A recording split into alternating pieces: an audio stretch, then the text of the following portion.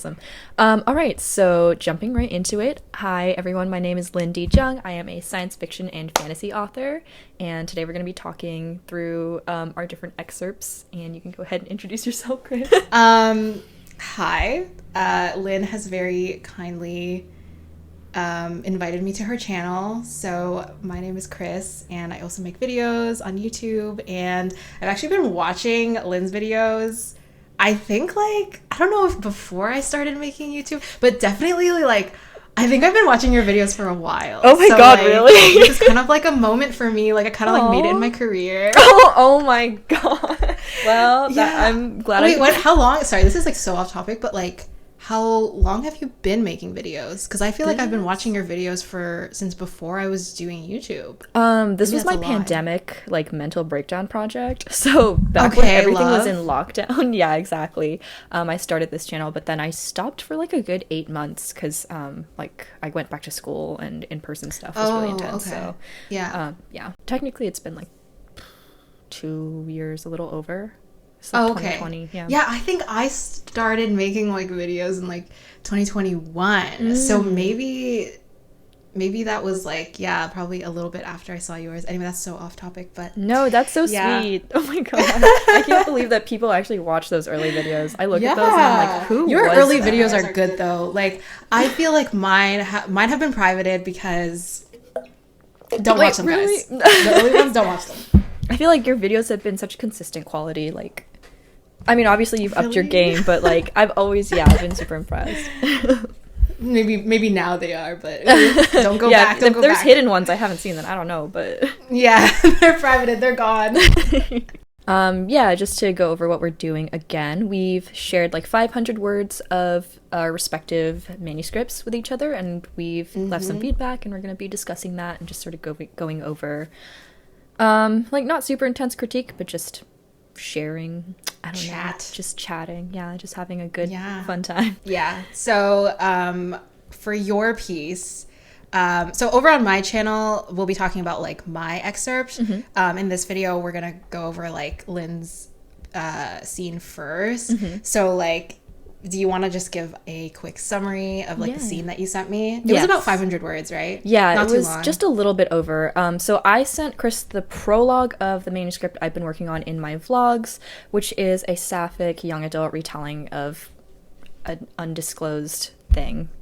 I don't know why I'm so cagey about what the retelling is, but I just am. So no, that makes sense. Because if it's a retelling, sometimes it's that the retelling really matters, it's really core to the idea. Yeah, and it's definitely a big part of the pitch, and I feel the reason I keep going with this project is because the pitch is such a snappy one. I mean, the reason my agent approved it was because the pitch was snappy, and I was I did panic a little because I was I don't have anything beyond that, but I managed to flesh it out a little bit, thank goodness. So I sent Kris the prologue, and it is sort of not a flashback scene because nothing happens before it, but it's the characters in the past at a pivotal moment when they first arrive in this new land. So yeah. That's great. Yeah. Great introduction to that premise. I didn't know it was sapphic, and now my ears are so open. Oh my gosh. Yeah, I'm glad. Okay, so I'm going to go through the comments, the inline comments that Kris left first. Sorry, yes, I was annotating it. Yes, I love annotations. And I haven't really looked over these before, just very briefly, and so I guess I'll react to them and sort of ask a little live reaction moments. Yeah. Oh my God, I love that you say love like that because I only know one other person who does that. Really? Yeah, one of my best friends. It's so cute. Okay. Right. Oh, love this immediate characterization for the young boy in this paragraph. Thank you. I am currently editing a video that's all about making characters interesting, and one of the things I think about a lot is first impressions in terms of descriptions and stuff, just how you describe a character? The first moment that they are written into the story or they're first introduced, thinking about the lines that are used to describe them, or also what are they doing, what's the context they're in. That really is overlooked. One of my pet peeves, sorry, this is a tangent, but that's just how this go on the tangent. I want to hear it. I hope people like to hear my tangents. One of my pet peeves is definitely like when you can't tell which characters are going to be important, like they're all just sort of introduced en masse and they blur together. I see. Yeah, so it's I don't know, it's just something that bothers me. I was just gonna say, like one thing that I was like struggling with in like kind of my recent vlogs was literally description, because I like was reading over like my first draft of this book, the like the scene that I sent you, and I just like realized how much I really wanted to improve how a character is described for the first time, because it matters so much, like the perspective that you're in and like the types of details that you pick. Like I feel like that's a skill that is way more intermediate than I thought it was. It definitely is. I feel like this is going to your writing, but one thing I really noticed that sort of ties in with that is that your setting description is like so fantastic, and I feel like once you can tap into that, I just felt a swoop in my stomach. Oh! Like, I'm not even kidding. Oh my gosh. No, but because you have that skill set for setting, which a lot of people struggle with. I definitely I have to really think about that.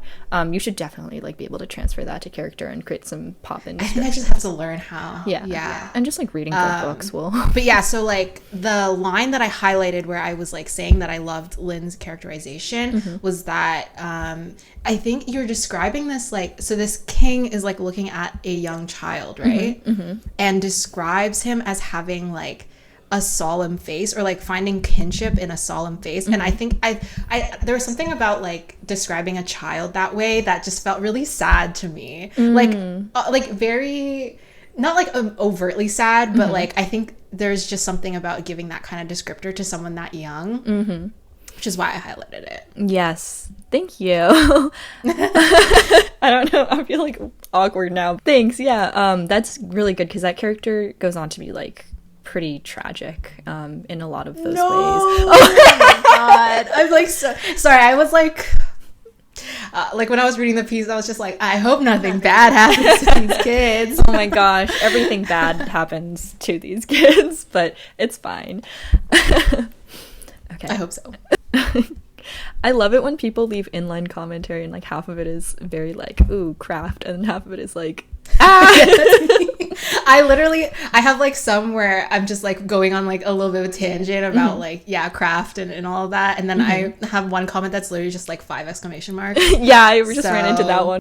Just coming back to this again and realized that the detail of this language being alien raises a lot of interesting questions about this world.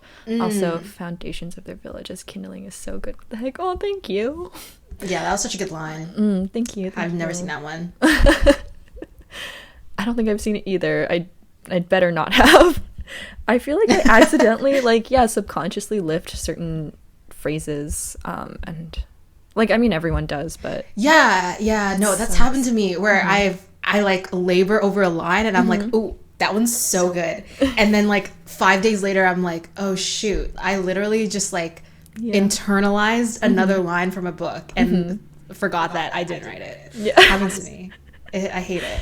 It's so funny when it happens, but I just pray that I catch all of them in time. Right, the detail of this language being alien, just to signify they're in a new land, and it's scary. This is really it turned out to be more of a story about the immigration experience, or the immigrant experience, than I expected. I'm not first generation, I'm second, but the concept of immigration and the struggles of it were so present in my life that I guess I subconsciously wrote a story about immigration. Subconsciously. Yeah, because I'm also a second generation, but I feel I grew up very westernized. Okay. It was only recently that I realized how I got this desire to sort of reflect a little bit on what it means to kind of have that dual identity. So yeah, this is kind of off topic, but I wonder if that's ever come up unconsciously in your writing, or if you set out to explore those themes. I feel with themes, for me, they usually come up unconsciously. I come up with the concept first, and it's sort of already baked in depending on the concept, and then it becomes stronger, it presents itself throughout the drafting process or the outlining process, and then I really build upon it. But I've never really, this is the first story I can think of that has an immigrant aspect for some reason. Anything that I write that's contemporary, the characters just sort of end up incidentally being Asian or Korean, and like it's not something I think about as much, but in fantasy it just sort of emerged. I don't know. It's really interesting. Yeah, I love art. I know. I love unpacking my trauma unconsciously through my art. Instead of going to therapy, except if you require therapy, you should go to it and have access to it if needed. Oh wait, there's a long one right at the end. Okay. The immersion, I tingled a little. Oh wait, which comment? The very last one. I was like scrolling to read the long one. Oh yes.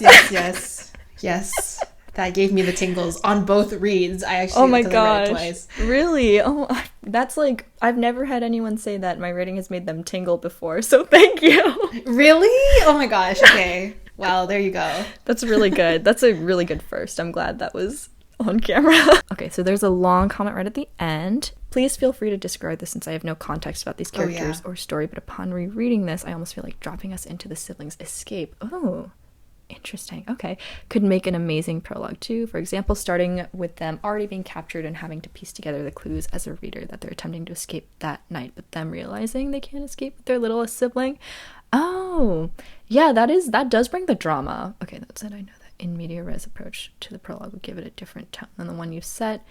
Maybe because you've done such a good job so far getting me to care about these kids. And I'm a sucker for intimate / closer psychic distance. Okay, that is actually a really interesting thing I hadn't thought of before, and I love that a little bit. Sorry, go ahead. No, I'm just like thinking about how to incorporate that, because in my head the stories always started like at this point where they like arrive, because I think tying back to the immigrant story thing, like for me, I didn't witness my parents like leaving. It's like arrival and then etc., like integrating into society, that sort of thing. But now that I have that concept, I feel like that could be like there's a good number of sort of like interludes and flashbacks that occur throughout the story, because just piecing together their like backstories is very it's very much a character study of like 4 central characters. I feel like that's like a scene I want to write now. So the reason I brought it up is because like the tone that is really like set in this scene for me felt almost like, I made a note of it feeling almost like storybook-esque in the sense that like you kind like the narrative kind of like sweeps over like almost like a summary in a good way. Like it felt very like reminiscent of like I guess like in contrast to the types of scenes where you dropped into a moment, you know?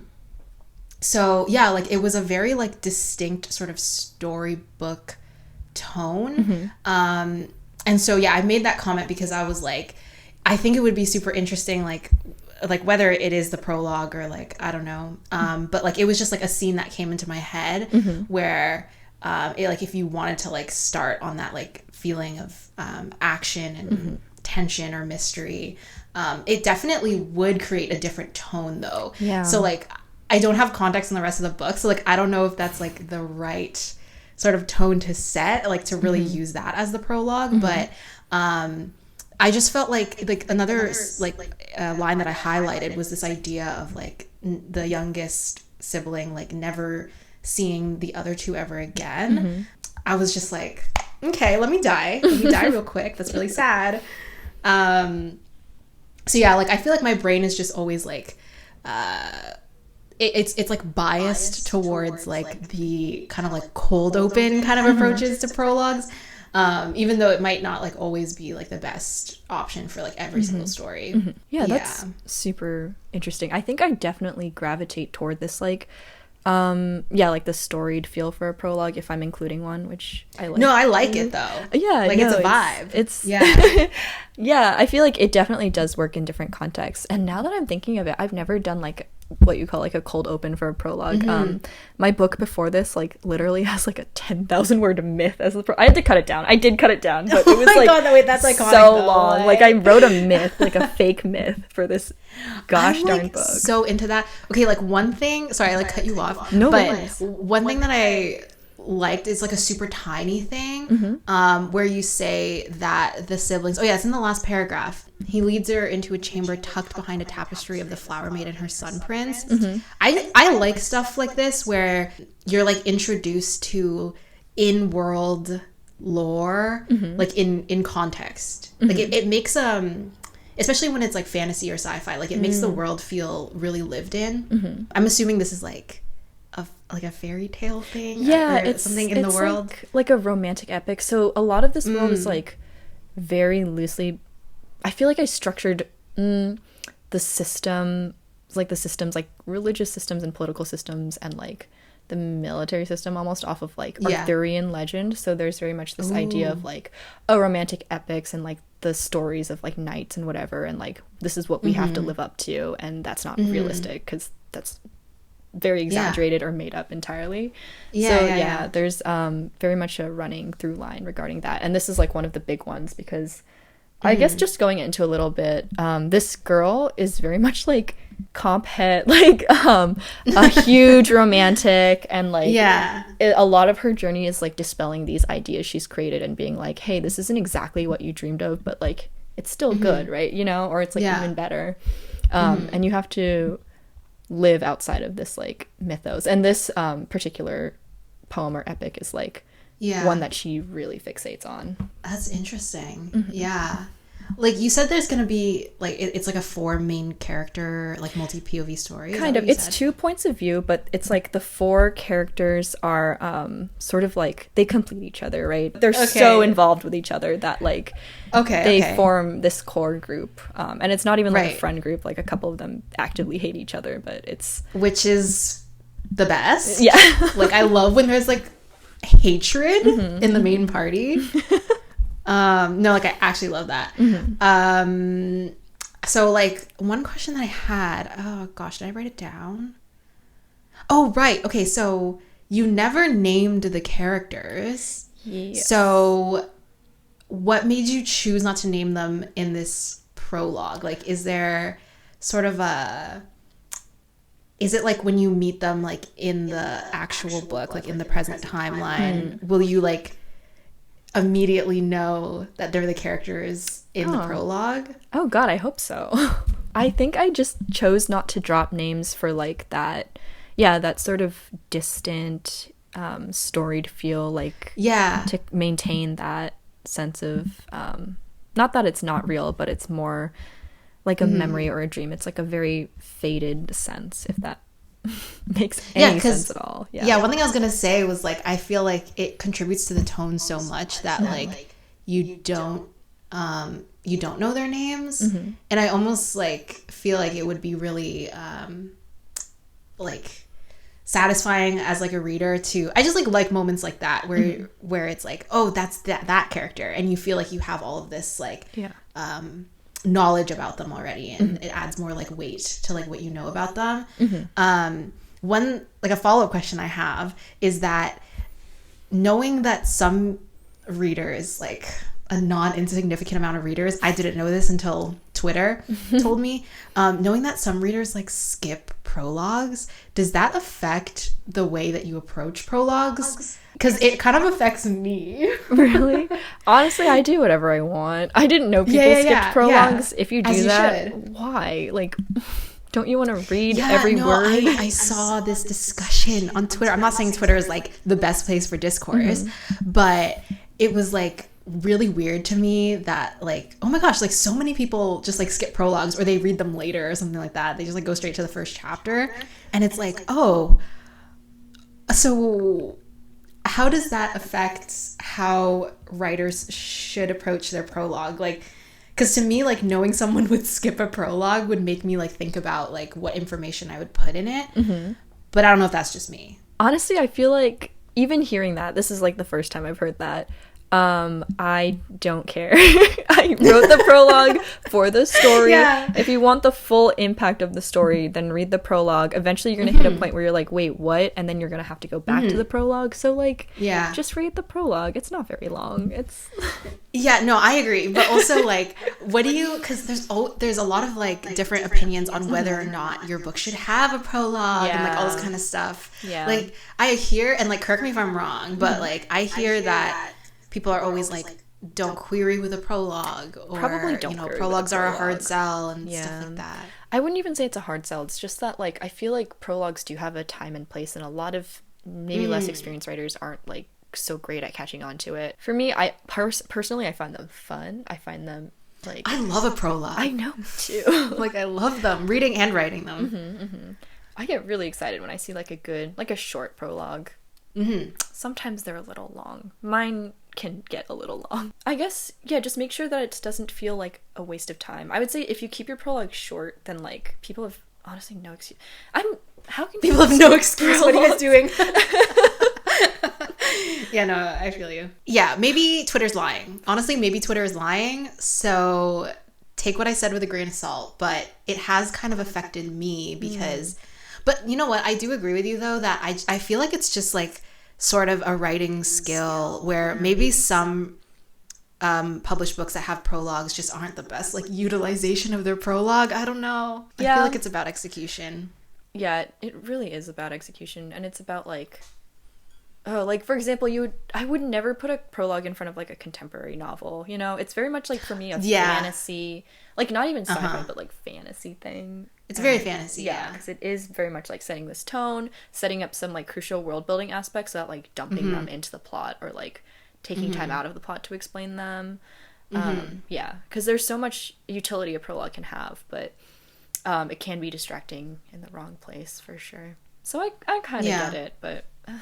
Read the prologue, guys! Yeah, just read it. Yeah, no, I love them. Like, regardless of length, like, to me, a prologue is just, like, it can be so many things. Like, it's like an introduction to the world. It's like a promise of a mystery. Yeah. Like, I don't know. I've read some good ones, so. Yeah, yes. I like them. I do like it outside of fantasy, I do like it in mysteries where they just sort of, like, introduce the crime or whatever and context, but you're like, oh gosh, a crime. Yeah. Oh, the other question I had was, like, why did you choose present tense? Oh, the entire book is in present tense. Honestly, I'm not married to it yet. I tend to, like, change tense quite a bit because it's just based off of, like, how I feel and how it reads. For this, I just sort of ended up writing it, like, when I first wrote the main body of the manuscript, it was, like, first person present, but then I added another point of view. So I didn't want to do that anymore because, honestly, multiple, like, POV books that have first person narration throughout literally drive me up the wall. I cannot handle that. I don't think anyone can pull it off enough that you can consistently tell who is speaking at any given moment. So I just wouldn't. Yeah, so the present tense stayed, but then the first person left, and now the first person might come back, or not come back, or I'm sorry, the present tense might go away, and then so it'll get moved around probably. First person present tense is interesting. Like, I don't know if I see it a lot, but it is hard for me, like, from a writing standpoint, it would be hard for me to sustain, I feel like, across an entire book.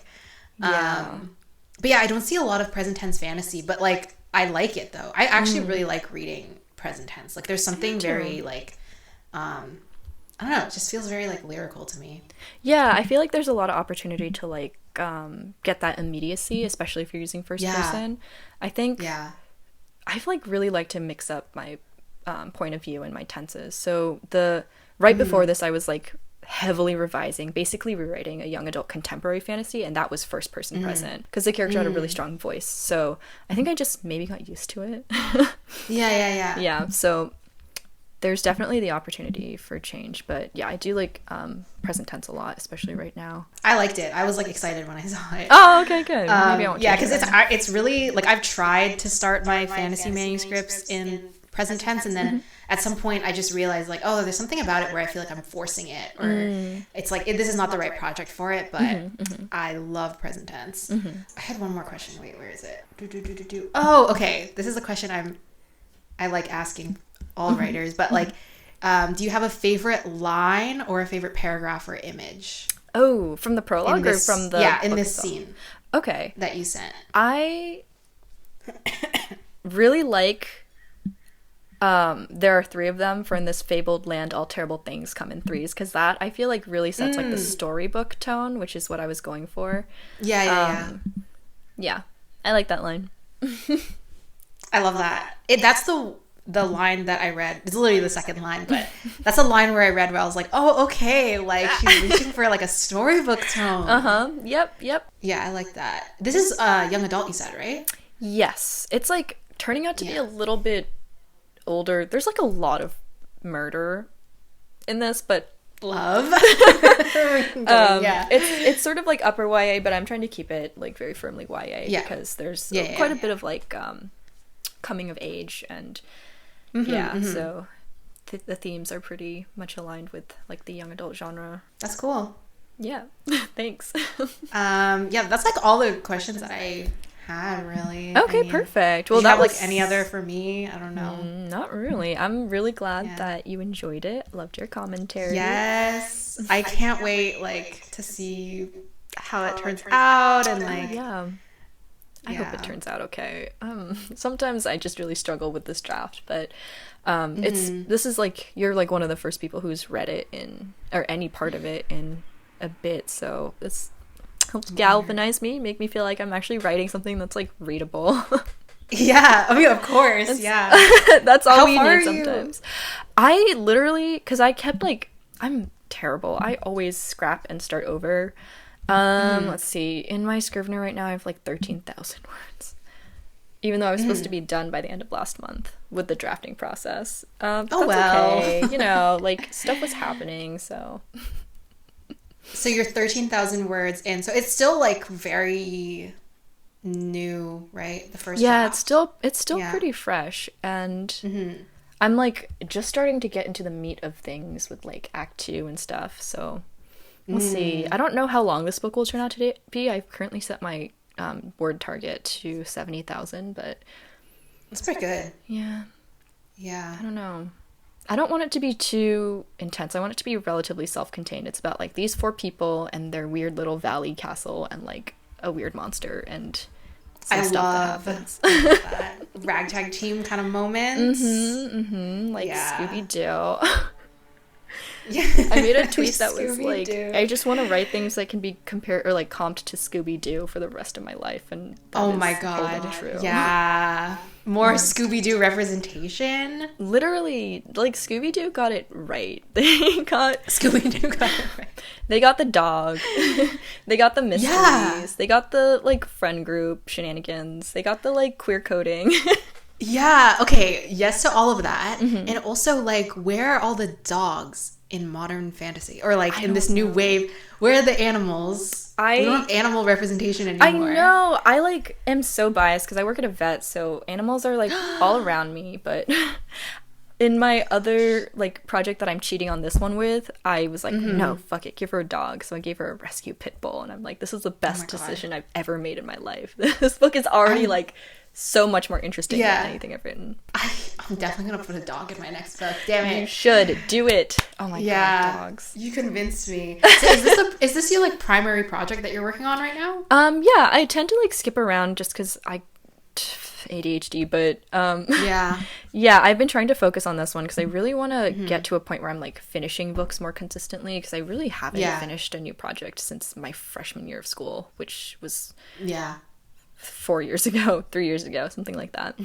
So I want to get to the point where I'm like finishing things consistently and having things ready to go on submission. I'm trying to build like a backlist because I'm just on submission right now, so I want something ready to go once that ends. So I'm thinking a lot about the future of my career, which is really weird because I've only just done what I wanted before. This is like kind of off topic, but I mean, like in terms of having to write while you're on submission, while you're agented and all that, like how, like, surely that affects how you brainstorm books, right? Like, it's not just like, oh, I'm going to write, like, this crazy idea that's in my head. It's like, I have to write this, but also how does it comp? How does it pitch? Like, has that been difficult for you? I feel like it's been difficult in terms of, I am one of those, like, writers who's lucky to have just a fountain of ideas. Like, I have hundreds of notes with just different concepts, and each of them can be a book. But for me, it is very difficult to write fast enough for me to feel like I'm, like, on top of the trends or whatever, or, like, able to sell this. Like, I will say, like, the young adult fantasy I have right now is, I call it my sellout book. It actually turned out to be, like, a much more important story to me than that, but I did write it because I noticed that, like, these Asian YA fantasies were really selling back when I was a freshman, but it took me like 3 years to get it to a point where I was happy with it, and now that trend is kind of passing, and, like, or not that it's passing, but, you know, everything in publishing takes 2 years, so like, those books are already coming out, and they're doing well, but already editors are looking to acquire different types of books, and it's like that experience really stressed me out. That is stressful. It's super stressful, right? Because you write a book and the pitch is good. The pitch, like, gets approved by your agent or whoever, or, like, gets a lot of traction on twitter.com, or I don't even know. But then, like, you have to do the book, and then it just takes a while. And the industry moves, like, very slow but very fast at the same time. And gosh darn it, I want to somehow make money for my labor. Like, that's literally all I want. I mean, that's crazy. It's kind of like, I mean, it sounds awful to hear it worded that way, but also it's sort of like the sad truth that it's just like, oh, look at all these, like, Asian YA fantasies that were getting, like, snapped up because, oh my gosh, like, they're so marketable. Trendy, but oh, the trend has passed. Sorry, being Asian, like, ooh, that's, like, so last year. Literally, and it's like, oh my gosh, now there's no space, like, because what? And the other horrible thing with being, like, a marginalized author is, like, there's already someone writing Korean young adult fantasy. They don't need another one. Like, that's literally what it is. There can only be one, because otherwise you're publishing the same thing. It just feels very ridiculous and silly a lot of the time. I think that's the most, for me, like, obviously, like, traditional publishing is just, like, stressful, period. But for me, I think the most awful part is this feeling that you, like, publishing almost, perhaps maybe, like, not on purpose, but pits marginalized authors kind of against each other in that way. Where it's just like, we already, like, published this, like, YA Korean inspired fantasy. Sorry, you know? That's that's awful. It is really awful, and it sucks because I feel like, not gonna lie, but, like, people who aren't BIPOC who are writing, I feel like they don't necessarily get that treatment or experience, and they don't fully understand what it's like to be like, there's only one slot for this ethnicity or, like, cultural background. It literally and it's like, well, you can just use it as a comp, or it's like, great, you have, like, someone told me, like, you have so many more, like, comps now, and I was like, it's not really like that, though. It is tough. I mean, like, it's like, I feel like it's these high highs and these very low lows, and like almost no in between. That actually is, that's really accurate, I'd say. Because it's like, I hear, like, stories like this, like, all the time. And I see, like, you know, endless blog posts of, like, people who are, like, quitting on TradPub, or just like have had to, like, navigate such awful, like, TradPub experiences. But then I also see, like, super huge, like, success stories. Like, me and Kelly, we went to a book event, like, a couple weekends ago. And so we were at a book event for MT Con, who was promoting her book Nura, which is, like, a middle grade. And she was there with Shiran J. Zhao, who wrote Iron Widow. And they were also promoting, like, their middle grade debut or something like that. And so they're both BIPOC TradPub authors who've had, like, you know, a lot of success. Like, they've just, like, had so much success, like, you know, with, like, selling their books and, like, you know, getting, like, publishers to, like, you know, help promote them and stuff like that. And so you hear stuff like that, and it's like, oh, so inspiring. Like, you know, it's like, oh, yeah, there's hope for us and all that kind of stuff. But then at the same time, they are talking about, like, how tough it is to kind of navigate the industry in all these, like, little ways. And it's like, wow, you need to, like, have so much patience to attempt to be in TradPub. Yeah.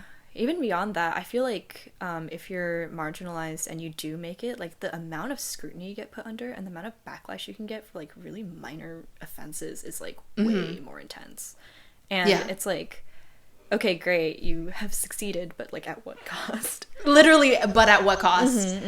It's a numbers game, man. Like, it is. That's what I've settled on. I'm just gonna write as many books as I can and do the best I can on each of them, and then hopefully one will stick and I'll be able to provide for the dog that I want to get. Oh my gosh, I feel you. I feel you. Can't get a dog now, but I want one. Yes, once I have my own place, I'm getting a Doberman. A Doberman? Yes, there's a Doberman rescue like near my hometown, and I've just been looking at their page like every day and falling in love every day. They're so cute. Yeah. I don't know what breed I want, but hopefully one that doesn't mind living in a condo. Oh my gosh, yeah. Yeah. That's the only downside, but yeah. I hope you get your Doberman. I am determined to get my Doberman. Yeah. Okay, well, thank you guys so much for watching, and be sure to head over to Kris's channel, which I will link below so we can do that discussion. All right. I never know how to end. Goodbye. Goodbye. Get out.